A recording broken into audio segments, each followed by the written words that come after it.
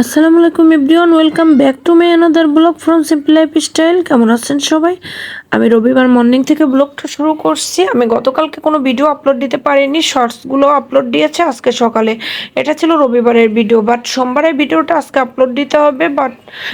কিন্তু কি করব আসলে বুঝতে পারছি না, কারণ ঝড় বৃষ্টি হয়ে বিদ্যুৎ নাই, কখন আপলোড দিতে পারবো বলতেও পারছি না।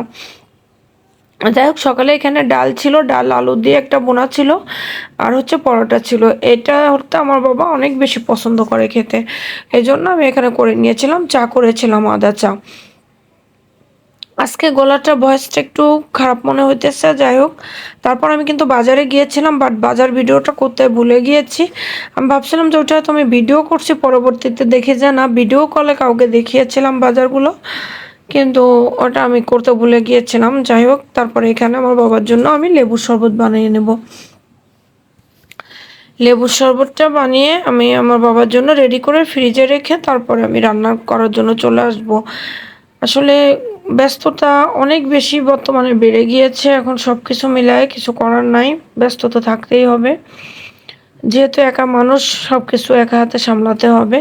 তারপরে আমি দুপুরে রান্নার প্রস্তুতি নিয়ে নিলাম। এখানে আলু কেটে নিয়েছি, ডিম সিদ্ধ করে নিয়েছিলাম, আর হচ্ছে লবণ দিয়েছিলাম, মরিচের গুঁড়ো আর ধনিয়া গুঁড়ো দিয়েছিলাম। নামানোর আগে জিরা গুঁড়ো দিয়েছিলাম, আদা রসুন পেস্ট। বাট সেদিন কিন্তু একটা মিস্টেক হয়ে গিয়েছিল আমার। পরবর্তীতে তরকারিটা নামানোর আগে আমি বুঝতে পারছি, সেটা হচ্ছে আমি এখানে কোনো হলুদ গুঁড়া ইউজ করেছিলাম না। হলুদ গুঁড়াটা সাধারণত শুধু কালারটা সুন্দর দেখানোর জন্য ব্যবহার করা হয়। এতে কিন্তু স্বাদে কোনো পার্থক্য হয়েছিল না, স্বাদটা কিন্তু অনেক সুন্দর হয়েছিল।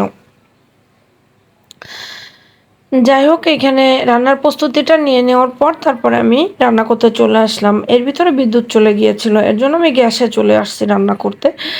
গ্যাসে রান্না করার জন্য আমি এখানে প্রথমে তেল দিয়ে দিয়েছি, তারপরে পেঁয়াজ আর কাঁচামরিচ দিয়েছি। কাঁচামরিচটা আমি আজকে আর ফালি করে দিব না, এভাবে আস্ত করে দিয়েছিলাম। আস্ত করে দিয়েছিলাম। তারপরে পেঁয়াজটা যখন হালকা একটু ব্রাউন কালার হয়ে যাচ্ছে, তখন কিন্তু এর ভিতরে আদা রসুন পেস্ট আর যে গুঁড়া মশলাগুলো সেগুলো দিয়ে দিয়েছিলাম, বাট ক্লিপটা দেখছি কেটে গিয়েছে। যাই হোক, এখন আমি সামান্য পরিমাণ পানি দিয়ে মশলাটাকে সুন্দরভাবে কষিয়ে নেব। মশলাটা, যে কোনো মশলা যত সুন্দরভাবে কষানো হবে তত কিন্তু খেতে মজা হবে। মশলাটা সুন্দরভাবে কষিয়ে নেওয়ার পরে আমি এখানে আলু আর হচ্ছে ডিমটা দিয়ে দিব। ডিমটা দিয়ে দেওয়ার পরে আরও সামান্য একটু পরিমাণ পানি বাড়িয়ে দিয়েছিলাম। দেওয়ার পরে পানি দিয়ে আমি এখন মশলাটাকে সুন্দরভাবে কষাবো। এই মশলাটা সুন্দরভাবে কষানোর জন্য আমি প্রায় 20 মিনিটের মতো এটাকে ঢাকা দিয়ে রাখছিলাম। মশলা প্লাস সবজি রান্না করেন আর যেটাই রান্না করেন, মাছ মাংস, এটা যদি কষানোটা সুন্দর হয়, খেতে কিন্তু অনেক বেশি মজা হয়।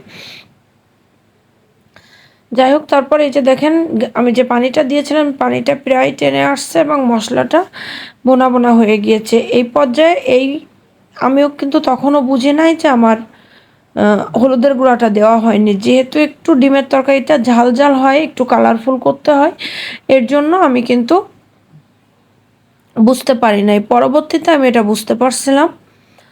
যাই হোক, দেখেন কালারটা অনেক সুন্দর আসছে কিন্তু। আর পানির পরিমাণটা একটু বেশি দিয়েছি। গ্যাসের চুলোতে সাধারণত দেখবেন পানির পরিমাণটা বেশি দেওয়া লাগে, যেহেতু এটা একটু হাই। গ্যাসে যখন রান্না করি আমি তখন হাই হিটে রান্না করি। হাই হিটে যে কোনো তরকারি রান্না করলে কিন্তু একেবারে চুলার তরকারির মতো ফিলটা আসে। সেম হবে না, বাট ফিলটা আসে। তারপর এই যে আমি এখানে তরকারিটা নামিয়ে নিয়েছি। আমি যখন এই তরকারিটা নামিয়ে নিয়েছি তখন আমি বুঝতে পারছি যে আমি হলুদের গুঁড়াটা ব্যবহার করিনি। আর ভিডিওতে তো দেখছেন, আসলে তাড়াহুড়া করতেছিলাম, আমার বাবাটা খেতে চলে আসবে, এর জন্য মিস্টেক হয়ে গিয়েছিল। তারপর আমার বাবা চলে আসলো, আমার বাবাকে আমি খাবারটা বেড়ে দিয়েছি। ডাল যেহেতু আমি অনেকটা করে রান্না করেছিলাম, ডাল ছিল। তারপর আমি আমার বাবার খাবারটা এখানে বেড়ে দিলাম। আমার বাবার খাবারটা বেড়ে দেওয়ার পরে তারপরে কিছু ভিডিও এডিটিংয়ের কাজ করেছিলাম, আমার বাবার হোমওয়ার্কের কাজ করেছিলাম। সব কিছু শেষ করে আমার বাবার জন্য সন্ধ্যা নাস্তা রেডি করব। সন্ধ্যা নাস্তাটা রেডি করার জন্য আমি এখানে লুডুস নিয়েছি, সামান্য 2 কাপ পরিমাণ পানি দিয়েছি, সস, টমেটো সস আর হচ্ছে যে প্যাকেট মশলাটা থাকে সেটা, আর সামান্য একটু পরিমাণ মরিচের গুঁড়া ইউজ করেছিলাম, যেহেতু আমার বাবাটা ঝালটা বেশি পছন্দ করে। এটা যখন 80% কুক হয়েছে তখন আমি এখানে একটা ডিম ভেঙে এভাবে উপরে দিয়ে সামান্য একটু পরিমাণ লবণ ছিটা দিয়ে দিবেন। এই রেসিপিটা তৈরি করা কিন্তু অনেক সহজ, প্লাস খেতেও কিন্তু অনেক বেশি মজা। আমার বাবা তো এখন এই লুডুসের এই রেসিপিটাই খেতে চায়। নরমাল রেসিপিটা এখন কখনো খেতে চায় না।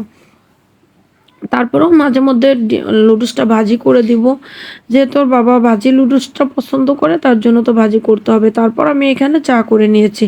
চায়ের ভিতরে আমি যখন লুডুসটা ভেঙে দিয়েছি বসিয়েছিলাম তখন কিন্তু চায়ের ভিতরে একটা টুকরা লুডুস পড়েছিল। সেটা ওইভাবে হয়েছে। আল্লাহ হাফেজ। ভালো থাকবেন সবাই, সুস্থ থাকবেন।